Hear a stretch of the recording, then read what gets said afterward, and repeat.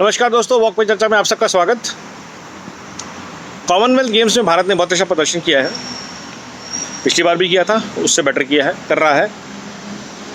और ये एक साइन है स्पोर्ट्स के इकोसिस्टम के इम्प्रूवमेंट का, ना सिर्फ इम्प्रूवमेंट का, ड्रास्टिक इम्प्रूवमेंट का।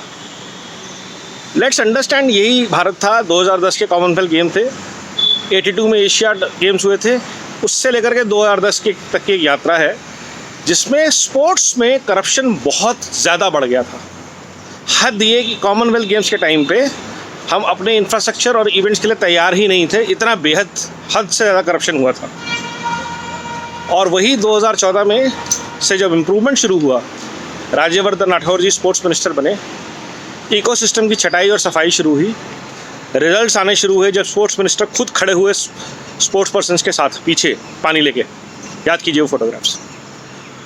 फिर आए किरण रिजिजू जी, जिन्होंने देश में खेल की दिशा और दशा दोनों को एक नया उत्साह दिया, ऊर्जा दी।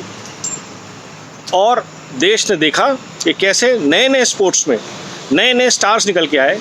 और सबसे बड़ी बात जो चेंज आया, वो भारत में क्रिकेट के अलावा बाकी सब खेलों के प्रति बढ़ता हुआ रुझान, चाहे बैडमिंटन हो, चाहे जैवलिन थ्रो हो।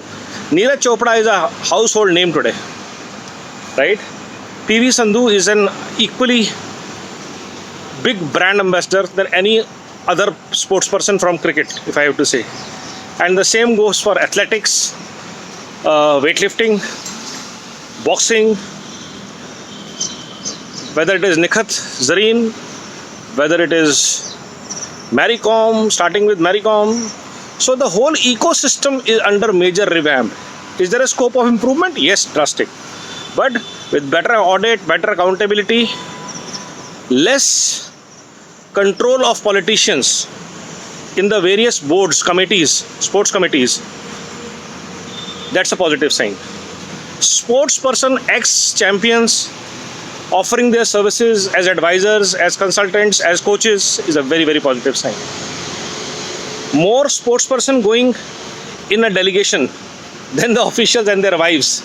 That's a hugely positive sign. And all this because ऊपर जो आदमी बैठा है वो किसी को भी मौका नहीं देता कुछ भी गलत करने का। उसके बावजूद लोग बाज नहीं आते, which is all right.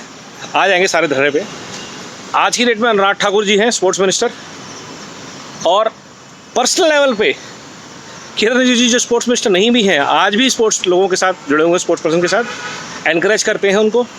Modi ji खुद हार और जीत दोनों पे ट्वीट करते हैं, इक्वल एनकरेजमेंट देते हैं, स्पोर्ट्स पर्सन से खुद बातचीत करते हैं।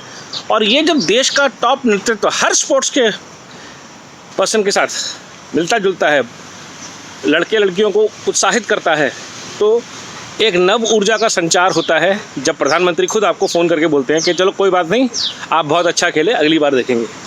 ये नया भारत है, और इस भारत में खेल की महत्वता देखी गई लगातार बेहतरीन तरीके से आयोजित खेलो इंडिया गेम्स है, जहाँ ना सिर्फ बच्चों ने पार्टिसिपेट किया गेम्स में आगे बढ़ चढ़कर, बहुत सारा टैलेंट निकल के आया फ्रॉम अक्रॉस इंडिया, जो हमेशा से किसी न किसी रिकमेंडेशन का, किसी न किसी कोटे का मोहताज था। तो आज हम देखते हैं कि पूरे भारत से, north, east, south, west, centre, Kashmir से लेकर के असम, नागालैंड, त्रिपुरा, मणिपुर, गुजरात, दिल्ली, साउथ, हर जगह से, महाराष्ट्र से एथलीट्स निकल के आ रहे हैं, स्पोर्ट्स पर्सन निकल के आ रहे हैं, टीम्स निकल के आ रही हैं। लॉन बॉल जैसा गेम जो हमने कभी सुना भी नहीं है, बोला भी नहीं जाता, उसमें भारत ने गोल्ड जीत लिया है। तो ये एक बहुत ही अच्छी encouraging thing is happening in the sports ecosystem, and as Bharatvasis we should be proud of it.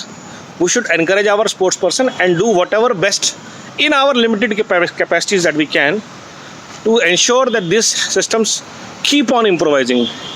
Send your kids for sports. बच्चों को भेजिए, खेलिए, कूदिए, एंजॉय कीजिए। बहुत बहुत धन्यवाद। जय हिंद।